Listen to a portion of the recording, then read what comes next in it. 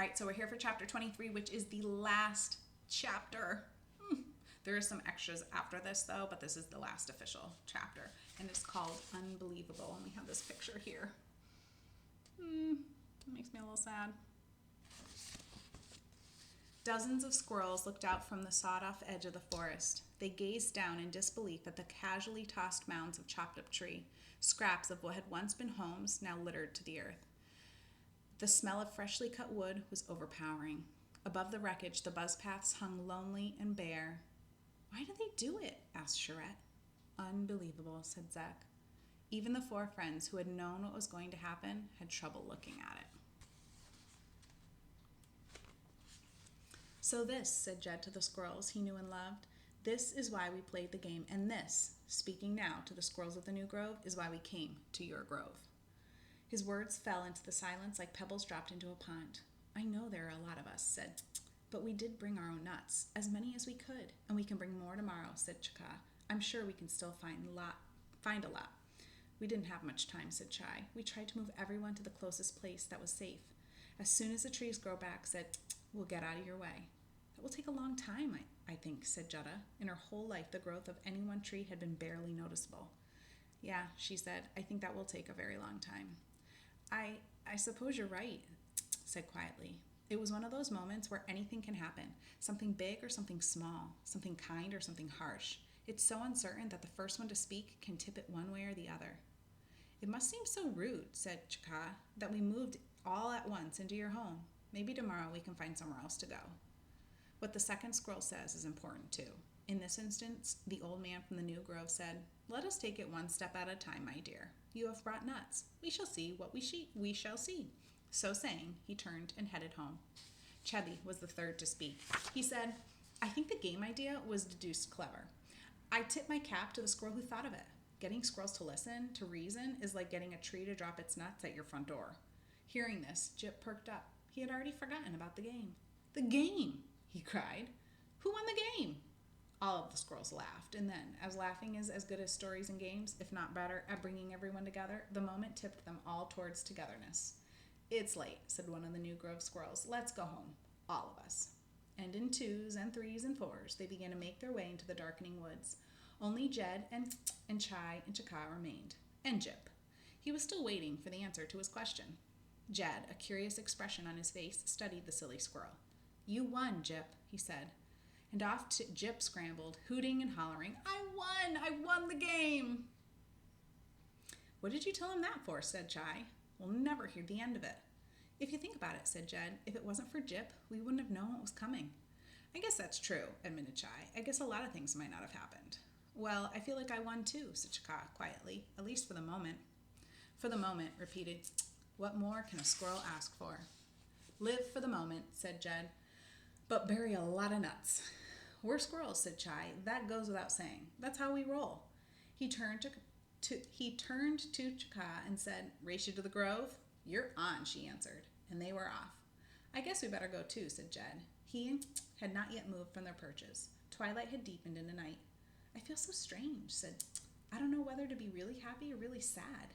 "I know what you mean," said Jed. "I know exactly what you mean." A sliver of moon came out from behind a passing cloud. Pale silvery light drew faint shadows from the new stumps onto the earth, and it lit up small spots of white all along the edge of the new clearing. Peered at the spots. They weren't mushrooms. They weren't in clumps. They were spaced out at intervals. What were they? The scent of cut wood was strong, but another scent found her nose then, and she sniffed. She sniffed and she smiled. "What are you looking at?" asked Jed. "Why are you smiling?" "Come with me," she said. He followed her down into the clearing. "Something smells really good," he said, his nose twitching, "but I don't know what it is." "Do you smell it?" "Yeah," said I do. Here, taste this." She handed him one of the white spots. A creamy substance covered one side of it. "Wow," said Jed. "What is this?" "It's a message," she said. "A message?" asked Jed. "What does it say?" "I don't know exactly," admitted, "but I think it's a nice message." "It's a tasty message," said Jed. "Are there any more?" "There are," she said. They had a few of the messages, then made their way out to the grove. They went slowly. It had been a long, long day, a long few days really, and they were exhausted, but mostly they had so much to talk about that they weren't in a hurry. It was unusual to be outside in the night, so unusual that they were unaware of the dangers. Owls, for example. But it may be that fortune decided to give them a break this once. They marveled at how the stars shimmered through the autumn branches. The sliver of moon glimmered in the deep black sky. There were sounds they weren't used to. There they are, having a little snack. It was interesting how, although they could not see very well, the scent of friends, old and new, led them surely and unmistakably along. When they reached their nest, they had to laugh. The nest had made with the pups, now with their parents, was a shambles. And Jed had been too busy urging everyone else to do more than toss an occasional twig or bit of fluff into his own heap. "We'll do better tomorrow," said Jed. "Will you be warm enough? I can give you some of my leaves." "I'll be fine," said. "I'm so tired I could sleep under a single blade of grass." Jed laughed. "Good night, my friend," he said, "and thank you." "It was nothing," she said, though they each knew it was nothing. Not nothing. It was not nothing at all. "Nuts to you," she said. "See you in the morning." Jed stayed out for just a moment longer. He was tired, but still too wound up for sleep. He sat on the limb and considered the stars, the unbelievableness of all these recent events, the infinite variety of squirrels. His mind was so full. And there they are up in their nests. He was beginning to shiver, though, and then something large rustled in the undergrowth below and sent him diving for cover. A reflex. Once inside, even the hastily made dray captured his own warmth. It grew pleasantly cozy, and Jed grew pleasantly drowsy. Before he drifted off, he sent a silent goodnight wish to imagine, he thought, having the courage to leave your grove to find a friend snatched by a hawk. That's not nothing, he thought. That's definitely something. Nuts to you, my friend, he thought. Nuts to us all. And that is the end. There is an author's end note, though, that I'll read. The squirrel looked at me expectantly, but my sandwich was gone. I held up my hands, the universal symbol for "that's all there is." He chuckled and shook his head. "Yes," he said, "I can see that's all gone. I'm not a dog. What I'm asking is, was it you?" "Was who me?" I asked. I could see by his expression that he was beginning to find me a bit dim. "Are you one of the ones who left messages?" he asked. "Oh," I said, No, it wasn't me. Why would you think so?" "Nuts," he said. Was always sure it was the human with the tail on the back of his head. "And you have one of those." I felt my ponytail. "It's pretty common," I said. "Yes," he said, "I've noticed. An unfortunate mutation." "My sympathies." "Thanks," I said. "It's okay." We sat there a moment. "I've always thought that one would be interesting to talk with," he said. "It seemed more intelligent than most." "Because it left bits of bread with peanut butter?" I asked. "That was a gesture," said the squirrel, "an attempt to communicate, an apology." "You mean like I cut down your home, here, have a snack?" I said. "Scoff if you like," he said. "I think that human was having a change of heart, because it meant she had that effect, you know." I nodded. "How did you come to leave the forest and live among humans?" I asked. "I mean, in a nutshell." "Ha, ha, ha," he laughed dryly. "Well, in a nutshell, I didn't leave the forest. The forest left me." "Oh," I said. I felt guilty, as if I had cut down the forest myself. "It's all right," he said. "I have a nice place over there in the condos. I just wish—" He didn't finish the sentence. "Wish what?" I asked. "What do you wish?" "I wish humans understood how important trees are," he said. "I tell them," I said. "I'll tell them," I said. He looked at me skeptically. "You?" he asked. "Yes," I said. "I'll tell them your story, and I'll plant some trees. Oak trees." "Oaks are good," he said. "Any kind is good. It's not just for us, you know. It's for you, too." "I know," I said. "I understand." "You're not just saying that," he asked. "You really will?" "I really will," I said. "I promise." "Don't plant them under the buzz paths, though," he said. "You'll be wasting your time." "I won't," I said. He seemed to feel better.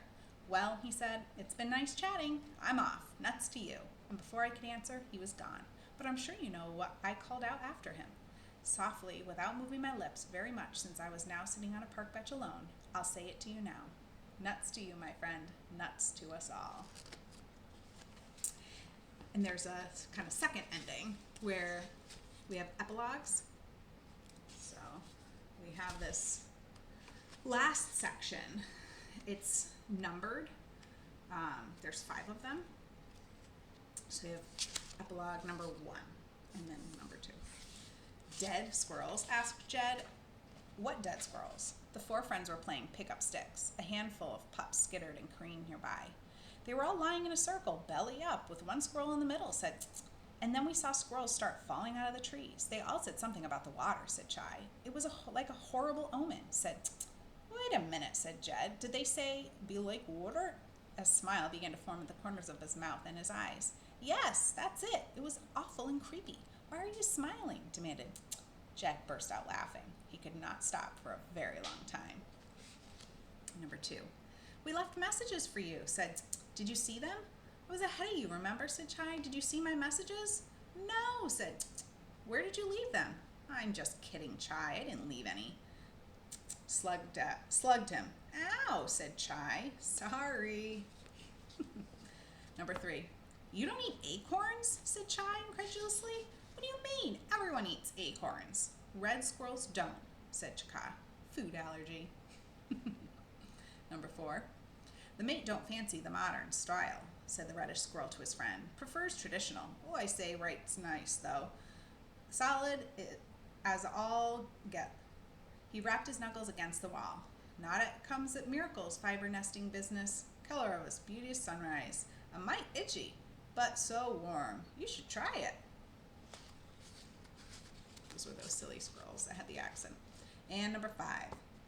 The squirrel, formerly known as Chaka's grandpa, floated downstream on a raft of debris. He had a bump on his noggin, and at the point in time, he could not say who he was. Maybe it would come to him. The day, though, was a beauty. As for Grandpa, there he is, floating away. So the end of this book has some acknowledgement. So she has this acknowledgement thanking the squirrel community for being so welcoming, both in terms of offering valuable insights into squirrel culture and their willingness to pose for drawings. Jip, although he can be kind of flaky, was as an especially excellent model. When he posed for this drawing, I told him to think about the funniest thing that had ever happened to him. He thought it was funny. There he is. I asked him later what it was that he thought of, but he was laughing so hard I couldn't understand what he was saying. Then I asked him to recreate his reaction to seeing Jed again after thinking he had been killed by the hawk. There he is there. Looks a little shocked. I found it to be quite a moving and subtle portrayal of the feelings such an event might call up. Everyone has hidden gifts, don't they? And so she ends this book with a tutorial for drawing squirrels, which is kind of funny. And goes into like their feet and hands, their heads. It's pretty cool. Squirrel tails, and then finishing touches. And then she has this neat little scene where you can be like a squirrel. And so kind of thinking from their perspective. When we think about point of view, we did this year.